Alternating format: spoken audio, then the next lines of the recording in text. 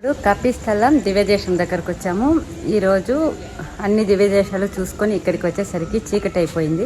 ఈ విధంగా గజేంద్రుని రక్షించడానికి ఆగ మేఘాల మీద వచ్చిన శ్రీమన్నారాయణుణ్ణి గజేంద్ర వరదుడు అని పిలుస్తారు. శ్రీరామచంద్ర పెరుమాళ్ళు అదే విధంగా గజేంద్ర వరద పెరుమాళ్ రూపంలో ఆయనకు దర్శనమిచ్చి గజేంద్ర వరద పెరుమాల్ని ప్రత్యక్షం చేయించుకున్న శ్రీ ఆంజనేయ స్వామి వారిని ఇక్కడ మనము దర్శనం చేసుకోవచ్చు. హలో అందరికీ, ఎలా ఉన్నారు? అందరూ చాలా అద్భుతంగా ఉన్నారు కదా. మళ్ళీ నేను మీ విజయ విండోస్కి తిరిగి స్వాగతం. మనము గత కొన్ని రోజులుగా దివ్యదేశాల గురించి చెప్పుకుంటూ ఉన్నాము. ప్రస్తుతము తంజావూరు జిల్లాలో కుంభకోణం దగ్గర ఉన్న దివ్యదేశాల గురించి తెలుసుకుంటూ ఉన్నాము. ప్రస్తుతము మేము కుంభకోణం దగ్గర ఉన్న కపిస్థలం అనే దివ్యదేశానికి వెళ్తూ ఉన్నాము. ఇది దివ్యదేశము నెంబర్ 28. ఈ దివ్యదేశాల నంబర్స్ హైదరాబాద్ దగ్గర ఉన్న సమతామూర్తి స్ఫూర్తి కేంద్రంలో ఉన్న 108 దివ్యదేశాలకి సంబంధించిన నెంబర్లు. స్టాచ్యూ ఆఫ్ ఈక్వాలిటీలో ఉన్న 108 దివ్యదేశాల వరుసలో 28వ నెంబర్ దివ్యదేశం ఇది. ఈ దివ్యదేశము పంచకృష్ణారణ్య క్షేత్రాలలో ఒకటిగా చెబుతారు. వాటి గురించి తర్వాత తెలుసుకుందాము. ఇప్పుడు చదవవలసిన శ్లోకము: ఓం కపిస్థల నివాసాయ రమామణి వల్లి సమేతాయ గజేంద్ర వరదాయ నమః. ఇక్కడ ఉన్న పెరుమాల్ని గజేంద్ర వరదన్ అని పిలుస్తారు. అమ్మవార్లు రమామణి వల్లి తాయారు, ఈమెనే పొత్తామరయ్యాల్ అని కూడా పిలుస్తారు. తర్వాత భూదేవి. భంగిమ స్వామి శయన ద్విభుజమూర్తిగా ఉంటారు. అమ్మ ఆయన పాదాల వద్ద కూర్చున్న మూర్తులుగా ఉంటారు. ఉత్సవ మూర్తులు గజేంద్ర వరదుడు, రమామణి వల్లి మరియు భూదేవిలు. విమానము గగనాకృతి విమానము. ఈ దివ్యదేశాన్ని కీర్తించిన ఆళ్వారు తిరుమహిషై ఆళ్వారు నాన్ముగన్ తిరువందాదిలో అనే దివ్య ప్రబంధంలో ఈ దివ్యదేశం గురించి కీర్తించడం జరిగింది. తిరక్కూడలూరు దివ్యదేశం నుండి 10 నిమిషాల్లో ఈ కపిస్థలం దివ్యదేశము చేరుకుంటాము. పేరులోనే ఉన్నట్టు కపి అంటే వానరము, కపిస్థలము అంటే వానర స్థలము. ఆంజనేయ స్వామికి సంబంధించిన ఆలయము ఈ కపిస్థలము. శ్రీరామచంద్రునికి అపర భక్తుడైన హనుమంతుడు ఇక్కడ ఆయన కోసము తపస్సు చేసి ఆయన కోరుకున్న రూపంలోనే పెరుమాల్ని దర్శించడం చేత ఈ స్థలము కపిస్థలముగా ప్రఖ్యాతి పొందింది.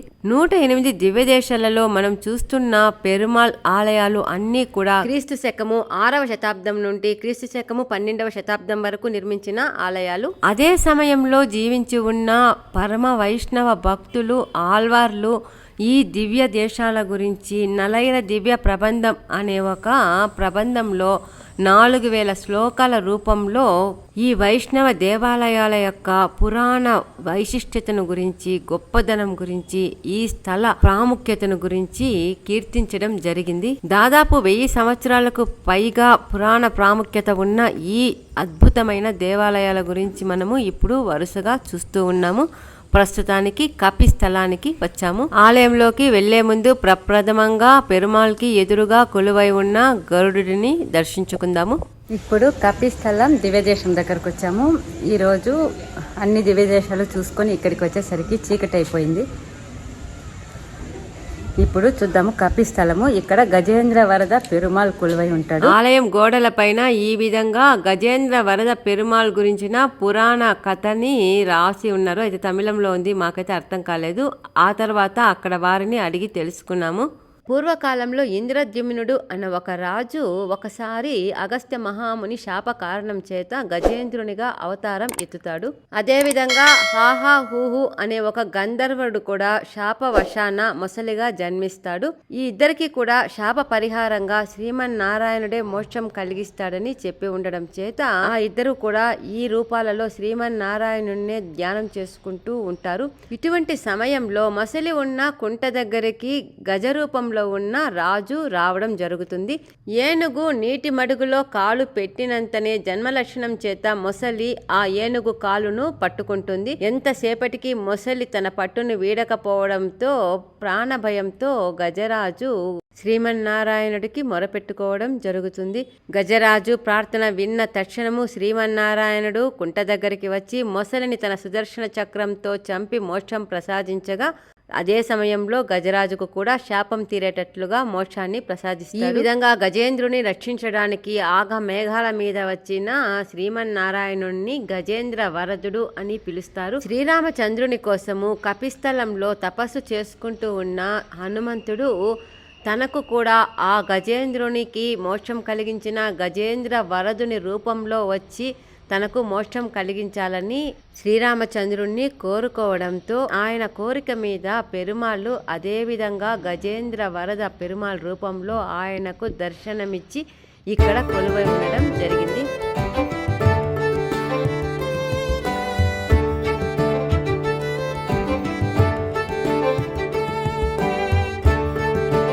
గజేంద్ర వరద పెరుమాళ్ళని ప్రత్యక్షం చేయించుకున్న శ్రీ ఆంజనేయ స్వామి వారిని ఇక్కడ మనము దర్శనం చేసుకోవచ్చు. ఇక గర్భగుడిలో ద్విభుజమూర్తి అయి రమామణి వల్లి తాయారు మరియు భూదేవిలతో శయనమూర్తిగా కొలువై ఉన్న స్వామి వారిని దర్శించుకోండి.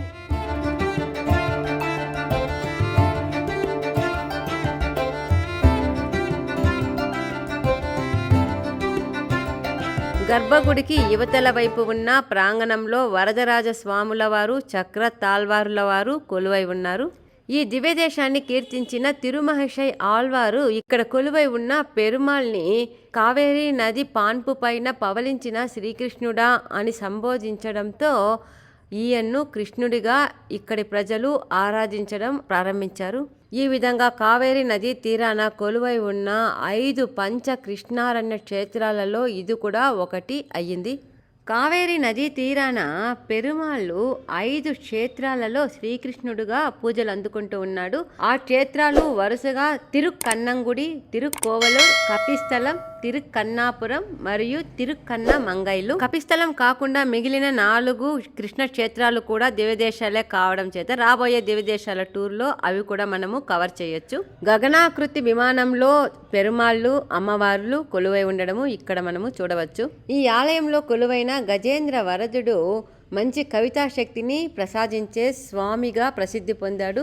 దొరికిన ఆధారాలను బట్టి పురాణ కథలలో జరిగిన గజేంద్ర మోక్షము జరిగిన ప్రదేశంగా బీహార్లోని సోనేపూర్ని చెబుతారు. అయితే గజేంద్ర వరద రూపంలో తనకు ప్రత్యక్షం చేయించుకున్న తర్వాత ఆంజనేయ స్వామి పెరుమాల్ని తనను ఏ విధమైన రూపంతో అయితే అనుగ్రహించాడో అదే రూపంలో ఇక్కడ కొలువై ఉండి భక్తులను అనుగ్రహించాల్సింది అని కోరడంతో పెరుమాళ్ళు ఆయన కోరిక మీదకు ఆ గజేంద్ర వరదని రూపంలోనే కొలువై ఉండి భక్తుల కోరికలను తీరుస్తూ అనుగ్రహిస్తూ ఉన్నాడు. తమిళనాడులో ఉన్న ఈ పెరుమాళ్ ఆలయాలు చాలా వరకు మార్నింగ్ 6 నుండి మధ్యాహ్నం 12:30 వరకు ఉంటాయి. ఆ తర్వాత సాయంకాలము 5 గంటలకు ఓపెన్ చేసి 7:30 గంటలకల్లా మూసివేస్తూ ఉంటారు. కాబట్టి ఈ టైమింగ్స్ లోనే వెళ్ళి దర్శనం చేసుకోవాల్సి ఉంటుంది.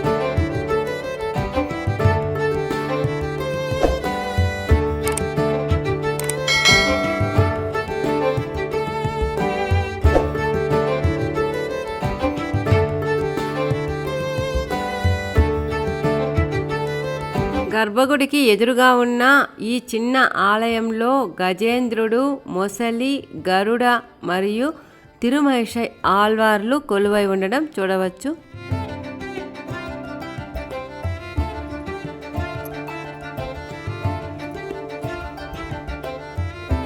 గజేంద్ర వరద పెరుమాళ్ టెంపుల్ విశేషాలు ఇవి. రాబోయే వీడియోలో ఇంకొన్ని విశేషాలు తెలుసుకుందాం. దివ్యదేశము 3 పుల్లం పూతం గుడి మరియు దివ్యదేశము 10 తిరు ఆదనూర్ కూడా ఇదే దారిలో చాలా దగ్గరలో 3-2 కిలోమీటర్ల దూరంలో ఉంటాయి. ఈ 2 దివ్యదేశాలకు సంబంధించిన వీడియోలు ఆల్రెడీ మొదటి 10 దివ్యదేశాల్లో చేసి ఉండడం చేత వాటి లింక్స్ మాత్రము డిస్క్రిప్షన్ లో ఉన్నాయి, చూడండి. అంటే తంజావూరులో తంజమామని కోవిల్ చూసుకున్న తర్వాత 5 దివ్యదేశాలు చూసుకొని కుంభకోణానికి చేరుకోవచ్చు. లేదంటే ఇదే వరుసలో కుంభకోణం నుండి చూసుకుంటూ తంజావూరు కూడా చేరుకోవచ్చు. ఇవండి ఈ రోజు చూసిన దివ్యదేశాల విశేషాలు. రేపు కుంభకోణంలో ఉన్న దివ్య దేశాలు చూడబోతూ ఉన్నాము. ఆ విశేషాలు రాబోయే వీడియోలో తెలుసుకుందాము. అంతవరకు సెలవు. ఇంతవరకు విజ్జి విండోస్ని సబ్స్క్రైబ్ చేసుకోకుండా ఉంటే తప్పకుండా సబ్స్క్రైబ్ చేసుకోండి. పక్కనే ఉన్న బెల్ ఐకాన్ ప్రెస్ చేయండి. Thank you very much. Bye bye.